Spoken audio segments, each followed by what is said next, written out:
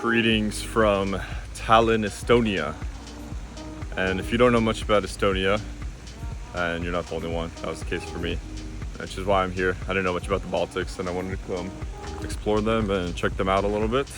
So I'm here and I'm in Kadriorg Park. There's a palace here. It was created by Tsar Peter the Great in the early 1700s and now is a art museum featuring Eastern European and Russian art. And overall, I'm very impressed by Tallinn. It's an interesting mix of a very well-preserved old town that still has a lot of the structures from medieval times, probably the most preserved old town I've ever walked through. Still has a lot of beautiful watchtowers, walled.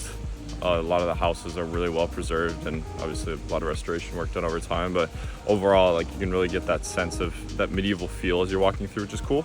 But there's also this hybrid feel of modernity, because you have the well-preserved old town contrasted with a city that's rapidly filled with innovation and pushing to be modernized, especially coming out of the communist era. And I think that's one of the interesting things about the history here, is that you have so many different influences from different areas. You have the Swedish Empire that was here, you have the Russian Empire with the Tsars, and then they briefly had independence in the early 1900s before being under socialist reign in the 1900s. And so there's just a lot of history here that's influenced Estonia today. So it's a very dynamic place. And yeah, I'm just excited to spend a couple days here and learn a little bit more about the culture. We're also continuing to reflect. As if you've been watching my videos, you know that a lot of times in my travel, I'm just letting my philosophical musings run wild. So yeah, excited for a couple days here.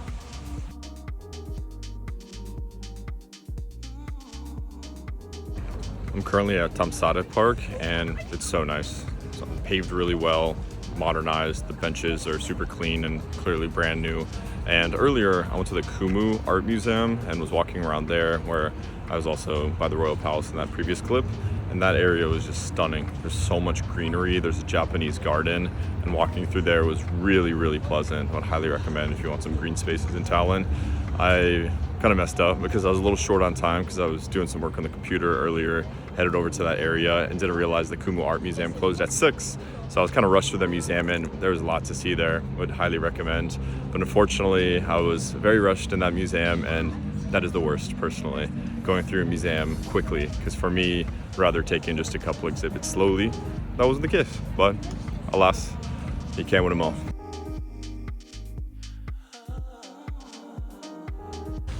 Okay, now I'm in the Kanuti Garden and I just passed by this fountain where there's two little boys that are naked and holding umbrellas, and they're getting rained on because the water's coming up through them, stimulating the rain, and they have a cheerful attitude.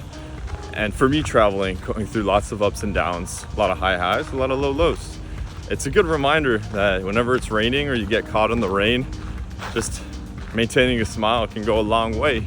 That's just life, and I have to constantly remind myself as I go through the lows of travel that are normal, that are inevitable, that these are learning lessons and they're going to ultimately be so favorable in the end, and to not be hard on myself. That's just the beauty of life. And obviously you want to do what you can, learn from the lows, continue to improve, but also just not take things too seriously and sometimes just smile.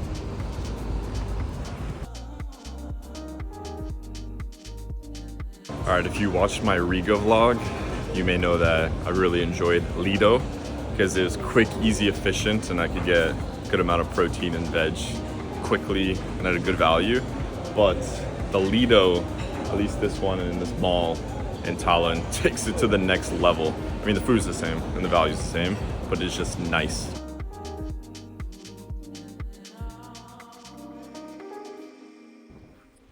I just went to the Estonian Health Museum, and if you like comprehensive museums that are very descriptive and very holistic, then this is the museum for you. It was really cool because it covered every system of the body, everything from sleep to reproduction to you name it. And there was a lot of information, and it was quite overwhelming, especially for somebody that really tries to process the descriptions and the details of what you're looking at. But what I really liked about it is that they had preserved organs, like different, like actual brains of humans. And the main reflection point for me was just the interconnectivity of all of the organs in our body, and that if you have health issues or as your body is just functioning day to day, it's all interconnected. Everything is working together. And to me, sometimes health can feel a little abstract. Like you can have some recognition or awareness of how you feel in any given moment, but it's easy to forget that there's quite literally a physical stomach or brain or all these different body parts within us that we can't see, but they exist. And so getting that information, those visual displays, it was a helpful reminder just to, why health is important, and it's important to take care of your body because you only get one. And especially as I've been traveling, it's been tough because I don't have the same routines to take care of myself, but there's a couple simple things that I do, like drink a lot of water, try to sleep at least 8.5 to 9 hours in bed every night. I've still been going to the gym very frequently. I've been trying to eat as many nutrients as I can, like getting as many vegetables and fiber, variety of nutrients. So things like that help. But yeah, it was a cool museum, and we only get one body, so we got to take care of it. Also, one other quick reflection point in going to that museum is just a reminder that when we consume food, that it can seem like it just vanishes into the ether and that it's a way to satiate our appetite, but our cells with our body are quite literally composed of the nutrients that we bring into our mouth. So it's a valuable reminder for myself too, because sometimes when I'm traveling, I try to, like I said, prioritize eating as well as I can to maintain my body, but isn't always as easy. But again, it's quite literally how you exist is the food that you eat. And so I know that connection can seem abstract, but a little reminder for myself and for you watching this video. Okay, one actual final point that is actually something that's been favorable during my travels that I struggle with in my daily life and routine, especially given that, again, I am very active in terms of like fitness and lifting weights and yoga and basketball and hiking, skiing, etc. But in my routine life, I work in front of a computer like many of us. It can be a very sedentary lifestyle, so which can lead to two things. One, not walking enough, and two, not getting enough sunlight. And luckily, while I've been traveling, I've been doing a lot of both of those. So I think that helps balance out some of the other difficulties of not always getting quality sleep because of noisy environments or sleeping in a new place and all these things. So I think those two things are very easy levers that can have higher return on investment in your health in general. Just getting morning sun especially, and just moving your body. Just going on like a walk 1 to 3 times a day. Yeah, it makes a big difference. So that's definitely something that I've appreciated in this experience traveling that I hope to reintegrate in my routine when I return back to a more routine life.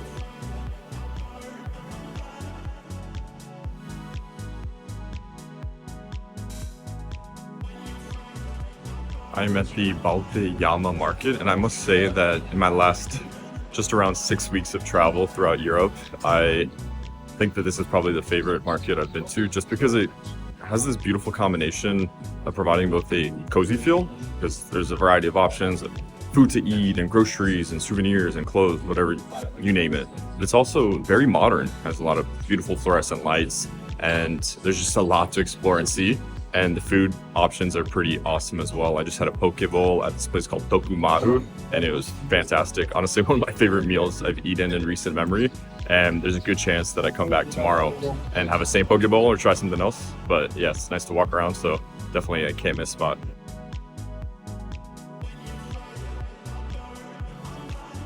Okay, this is pretty cool. So I'm in the Kalamaha neighborhood, so I'm on the way to the Sea Harbor Museum. Took a scoot over here, which for the record was really fun. There's scooters everywhere here, so using the Bolt app, it's really easy because they're literally everywhere and the roads are really well paved.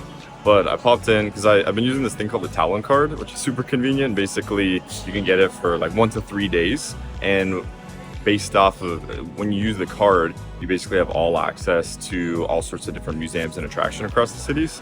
So I've been using that to go into different museums, and as a part of that, you can go into this place called the Proto Factory, and this is basically a virtual reality arcade for children and families, and it's in an old submarine factory, and it's really well designed. It's a beautiful space, but what's cool is that it's filled with a bunch of interactive virtual reality games that some of them are more informational, like some of them are like adventurous, where you're like guiding like a hot air balloon through a space, or like building something, or in just like all sorts of different environments. And it's cool. I think it's like a really modern take on an arcade, using a beautiful space and reformatting it. And I think this is a prime example of the modernization that's happening here in Tallinn, because like I've said before, this is truly where past meets present. Is you have this medieval old town and so many cool modernization efforts, which there's a lot I have to say on that as well. Walking through Photo Factory, I was also just excited about the potential of using VR and all sorts of different applications. And it was a reminder to me to keep up to date with a lot of these technologies, because I personally don't own a VR headset. But I think it's important to maintain some understanding of the development of these technologies, because otherwise it's easy to get very detached. And as the information age continues, with AI especially becoming more and more integrated in every aspect of our life, and Internet of Things, and having different chips literally pulling data from every device that we use, and everything's going to be so integrated, right? So this is already happening. It's going to continue to happen very rapidly. So to me, it's just another reminder that, you know, I'm getting older and I do work in technology, but I have to continue to be proactive about staying up to date with the application of new technology, especially as it relates to virtual reality and augmented reality, and being able to combine both the digital space and the physical space. Speaking of digitization, that is where Estonia seems to be absolutely thriving. It's been really interesting to learn that Estonia is actually considered by many to be the Silicon Valley of Europe, because it's pretty easy to do business here, because they have embraced digitization on another level. So essentially what I've come to learn is that starting in 1997 and throughout the early 2000s, coming out of the Soviet regime, they put a massive bet and emphasis on digitization of essentially all public services, which paid off tremendously. I mean, in 1997, it wasn't as clear what the digital future would look like. I think in retrospect, that seemed like an obvious choice to make. But in 1997, you had the dot-com bubble on the horizon, and you had all this speculation, but nobody actually knew what was going to happen. It's really cool, because the effects of this is that all these public services, such as voting, is online. Your taxes are made extremely easy, because you don't have to do a lot of that collection on your end, which you have to do in the US, which I think many of us from the US can agree is an absolute pain. You can get married online. There's 99% of public services are available digitally. And so Estonia is really leading the way there. Granted, it is easier given that their population is smaller than a lot of countries at 1.5 million, but I think there's a lot that we can learn about, you know, moving away from paper and continue to digitize where it's appropriate, so that we could streamline and better scale and create more efficiencies. So yeah, shout out Estonia for being the Silicon Valley of Europe.